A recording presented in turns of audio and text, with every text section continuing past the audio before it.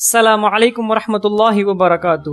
இந்த சுன்னத்தை நாம் தொடர்ந்து தொழுது வந்தால் அல்லாஹ் நம்மை நரகத்தை விட்டும் பாதுகாத்து விடுகிறான். நபி ஸல்லல்லாஹு அலைஹி வஸல்லம் அவர்கள் கூறினார்கள், மன் ஹாஃபத அலா அர்பஇ ரக்அத்தின் قبل الظهر, யார் ظஹருடைய முன் சுன்னத் 4 ரக்அத்தையும் வ அர்பஇன் பஅதஹா, ظஹருக்கு பின்பு 2 ரக்அத் சுன்னத்தையும் 2 ரக்அத் நஃபீலையும் தொடர்ந்து தொழுது வந்தால் ஹர்ரமல்லாஹு அலன் நார், அல்லாஹ் அவருடைய தோலை நரகம் தீண்டுவதை விட்டும் அல்லாஹ் பாதுகாத்து விடுகிறான் என்று நபி ஸல்லல்லாஹு அலைஹி வஸல்லம் அவர்கள் கூறினார்கள்.